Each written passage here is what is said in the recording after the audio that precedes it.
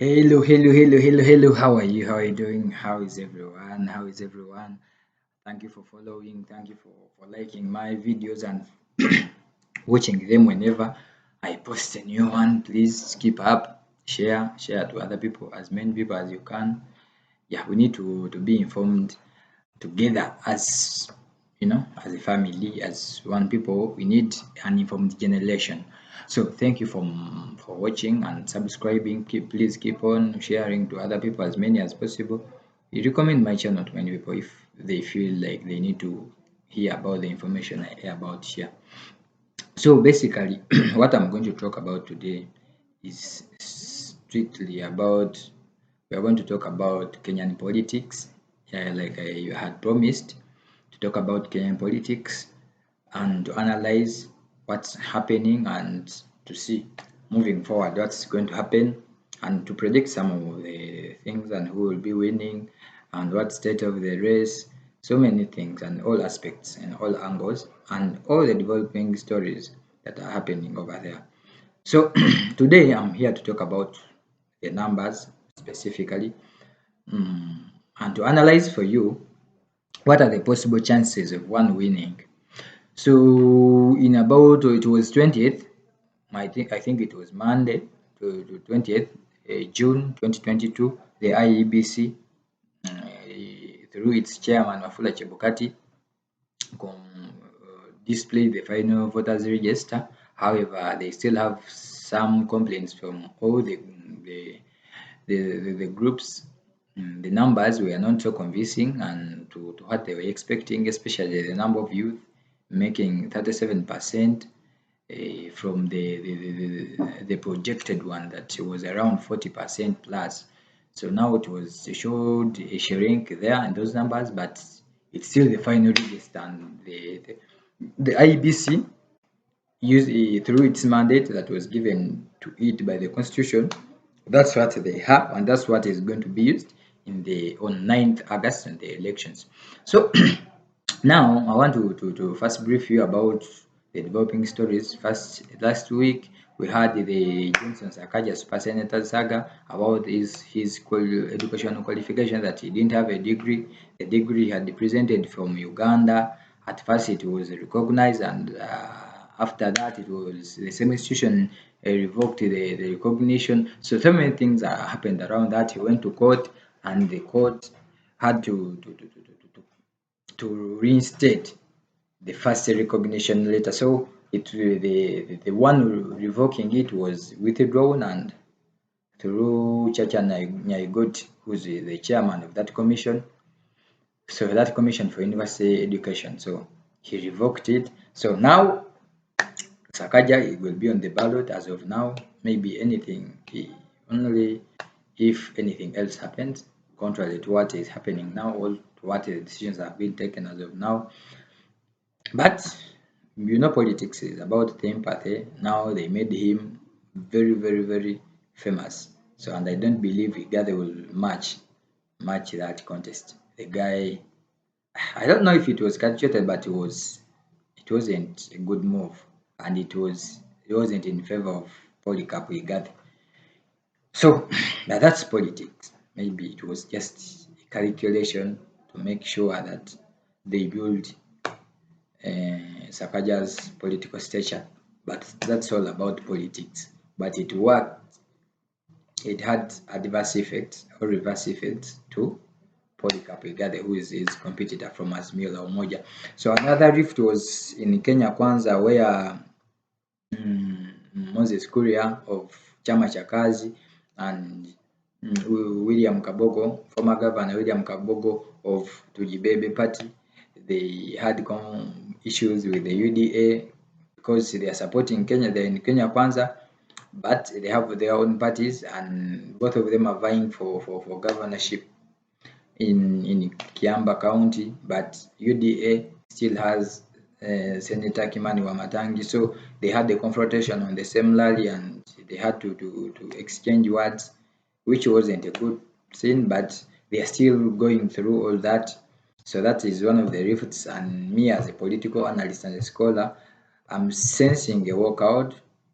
One of them might work out, but the rules of politics, whoever has the numbers or has the people gets his way. Even if he's not the right one, even if he interchanged you, even if he deceived you or he conned you, but if he has numbers, then he will take the day.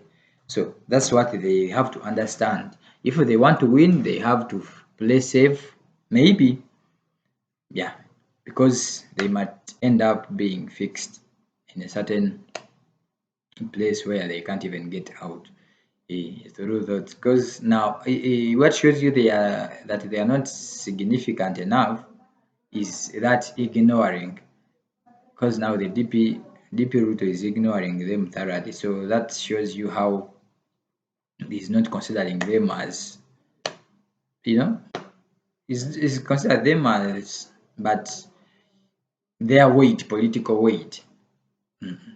Rigathi Gachagua, at least he can bring more votes than all of them combined. So I think that is what he's counting on, and he left that battle to Rigathi, because now they were accusing Rigathi Gachagua of being a dictator, because now that all that happened in Rigathi's tour in the Mount Kenya region. So that will happen. You know, that's politics. Even as Mio has some wrangles in their parties that came into the coalition. So I'm sure all that it's all about politics, and within no time, no, I am sure no one can bolt out at this moment except from Kenya Kwanza. By the other side of Raila, you know, he has a state. So I don't think anyone would want to go against a state. And almost all sides are now made up. So you cannot go into any party. Even if you go there right now, all the places will be taken. You cannot negotiate for anything at this moment unless you wait until after elections. So I believe the teams as we see them, that's how they are going to be. Even if someone disagrees, they will just keep quiet within the coalition or just move out and go as alone, and that will be suicide, actually. Because if someone wins, even if they lose, you're not part of their what? And if you be, I don't sense anyone coming up with too much force or from, if you're not part of these major coalitions. Professor Wajako is also shaking the table, you know. The table is shaking, has some people's drink, so I don't know how he's going to handle that, but he's shaking the table really, because what he's saying, like I told you, if I was a Kenyan, I was going to vote for Professor Wajako, because he is prescribing the right solutions to the right problems that are affecting Kenya right now. And actually, if all economies and all countries could copy his concept, it could work out and help us get rid of the Chinese and the other capitalists that we are having and we are facing. So, but of course, that opinion is popular, but I don't think it will translate into votes when 9 August comes. So basically, that's what's happening. Nothing else in regard. Though we have seen Uhuru Kenyatta someone does Mio meeting. He's saying that they are going to discuss about the strategy, but I thought they had the strategy already. I don't know what they are going to discuss. Maybe they have sent something. Maybe they have sensed that they are losing. Like I told you, if whichever way it goes, whoever wins will need another. Because if they don't, actually, I predict a handshake. If they don't get a handshake, that means the other one that is outside government will make it hard for the one that is in government, because the country is going to be divided 50-50. Even if someone gets 55%, where will the 45 go? The 45 of 22 million, 45% of 24 million is around 10 million. So now someone controlling 10 million voters, actually, not even people, because some of them actually are not going to vote. Some of them didn't even register. 5 million people actually didn't register, according to Ofula Chebukati. 5 million people who are actually eligible to be voters did not register. That means all those have political inclinings, they have their political affiliations. So if all those people still believe in one person, actually you might find that person has more numbers than you who won. So someone controlling 20 to 20 million, 10 to 15 million can cause chaos in the country if he's not controlled. All he feels that maybe it was rigged out. That's why I sense some riots and uprisings after the election. So I don't know what they are planning, how they are planning to deal with them, but the way the things look as if no one is bothered, the way you see the CSS, the Matiangi that is supposed to be in control of the security, they are not bothered. And I don't know what they have and what solution they have just in case something like that happens, because none of these people that are contesting is willing to let go just like that. He must create chaos such that he retains their power. The only way you can retain your power is claiming to have won, and claiming to have won, it doesn't stop there. You have to create something.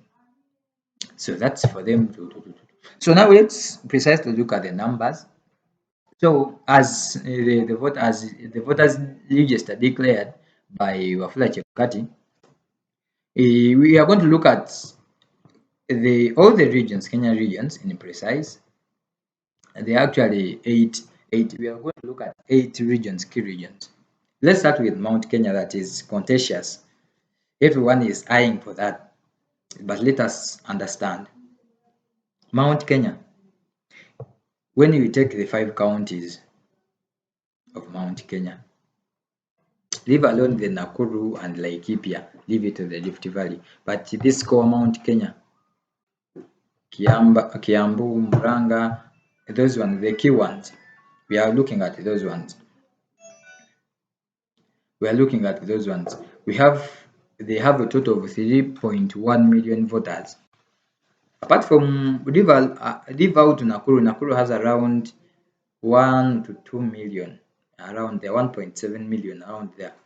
And Laikipia might have also around the same number. So if you leave out Mount Kenya, remember this is the same county where DP Ruto controls 75%. And I want us to analyze numbers. At least 75%. Kale, let's give him 70% at least out of the 3.1 million. Because that's where he even picked the running mate Gachagua.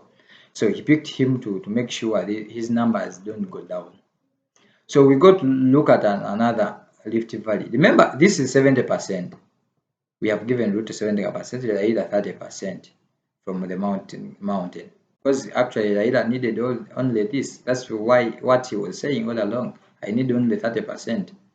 So we go to Rift Valley, 14 counties. So now this Laikipia and Nakuru, we consider them as Rift Valley. Bomet, Uasin Gishu, Narok, Nandi, they are all in Rift Valley. They have a total of 5.3 million voters, including Nakuru and Laikipia. So this, remember, DP Ruto controls 90%. This region, Raila has 10%. So now I want you there to calculate these numbers. I give you the numbers and I tell you Raila has 10% and Ruto 90%. That's Rift Valley. So we go to the Coast region. Coast region with 6 counties, including Mombasa and the Kilifi, all those Kilifi, all the coastal counties consist of 1.9 million voters. And this is a region where, as we speak now, arguably, Raila controls 70%. Arguably, that is for Raila. Ruto controls 30%. Remember, this is where he got Governor Amason Kingi. He had to cross. So I'm sure these numbers are arguable. So that is 70% Raila, Ruto 30%. Then we go to Western. Western is around 2 million. 2.5, 2 million, around that, including Kakamega, around 2 to 3 million. But let us give them 2 million. So these 2 million, these are the counties, Busia, Kakamega, so those ones. And these, remember, let's give them 50-50, because now Wycliffe Oparanya and the other Eugene Wamara Azimio One Kenya. These their kingpins, Moses Wetangula and Musalia Mudavadi, are in Kenya Kwanza. And remember their deal, the deal they made with William Ruto, they had to bring 70% of the votes from Western. So that doesn't mean they are not working. They are actually working to achieve that. So let's give them 50-50. Everyone 15 in those western counties. They will share that. We go to Kamban, where Kalonzo Musyoka comes from, Charity Ngilu. This Ukamban has 3 counties: Makueni, Machakos, and which other one? Makueni, Machakos, and where Charity Ngilu comes from. I forgot the name of the county. So there are 3 counties with a total of 1.69 million, almost 1.7 million voters. So now, remember, DP Ruto had made inroads before these guys started campaigning, using now Johnson Muthama, Alfred Mutua. I remember Johnson Muthama is the chairman of UDA, and he had started earlier. So now he even got Machakos, who is the outgoing governor of Machakos, Dr. Alfred Mutua. So I believe this is also actually let us give him 30%. Ruto 30, Raila 70. It's also arguable, but I'm just giving you the numbers as I think they are, because Raila is perceived to be controlling all that region. So that's why I'm giving him a 70. So we go to Luo land. Remember also William Ruto has a governor there that is contesting which county over. You know, these counties are Migori, Siaya, so they are there. The where Raila comes from is considered to be his backyard. So Luo and all that has Raila 90, Ruto 10. Ruto 10, Raila 90%. I want you to calculate these numbers and tell me who's winning or who is not winning. It's up to you. Me, I don't know. I give you my projections and what I expect them to see. Then you calculate and see. So now when it comes to Nairobi, let's give them a 50-50, because it's a contested region. Everyone is doing what they can to achieve them. So what remains are these northeastern counties: Marsabit, Meru, Isiolo, Embu. Some of them, of course, are inclined to Mount Kenya, but in the way they were considered in the voters register, they were separated from Mount Kenya. Though their voting patterns tend like this Meru, Meru and Embu, they tend to lean more to vote like the Mount Kenya, these Kiambus and Muranga. So basically, these are the counties where you expect. This is where you expect William Ruto to get. Let's give him 60 and Raila 40, because some of these counties like Embu and Meru are part of Mount Kenya, where he controls more of the votes. So using these statistics I've given you, I want you there who is sitting on your watching this video, I want you to calculate these percentages as I have given them to you, because this shows you the whole picture of the voters and how they are going to vote. These other parts like Turkana, this northwestern, those ones have limited number of voters, around 600, 700.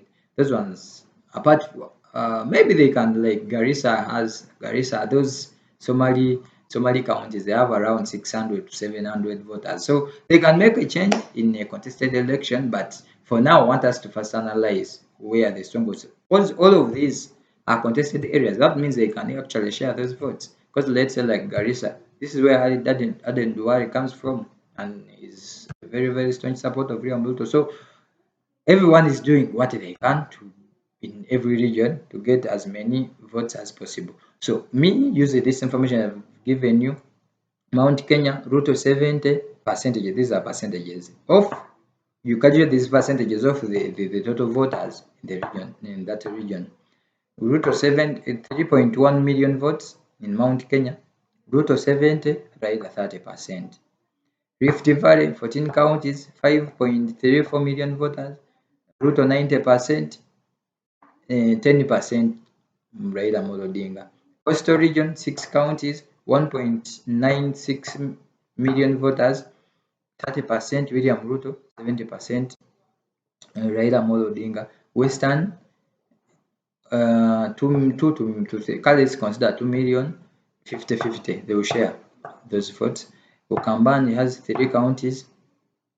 3 counties of Ukambani include Machakos, Makueni, and this other county of Charity Njil. I forgot the name. 1.69 million votes, which where controls where William Ruto controls 30% and Raila 70% of those votes of the 1.69 million votes. Luo land where that is Raila's backyard. He has 3.1 million votes, 10% William Ruto, 90% Raila Amolo Odinga. Then you go to Nairobi, 2.1 million votes, 50-50. They will share that one. And Meru, Masabit, and Isiolo, Embu, 1.59 million votes, 60 William Ruto, 40%. Notwithstanding Professor Wajakoya's effect, so although he might change these demographics, but that is me as I said, it won't be too significant, because if they don't vote a reason, that's a challenge with African voters. They vote by emotions and instincts, and they are tribal, you know. So thank you so much. Yeah, thank you so much for watching. Keep watching, keep sharing, keep following me. Hit the notification button such that to be the next one, the first one to be notified when I upload the next video. It is coming soon and soon enough. Thank you so much for watching. Let's watch what's going on around the world. Let's embrace our own red. Let's work as African people for the betterment of the next generation. This world, we inherited it from our parents. We are going to forward it all to, we are not supposed to be the end. We are just supposed to be the beginning. All we are just supposed to be the what do they call it? Just it's supposed to just extend what was given to us by our ancestors. Thank you so much. Keep watching. I beg our African leaders, do everything with bearing in heart the next generation to come. Thank you so much for watching. Please do what you're supposed to do. Everyone do what you're supposed to do. Make Africa great again.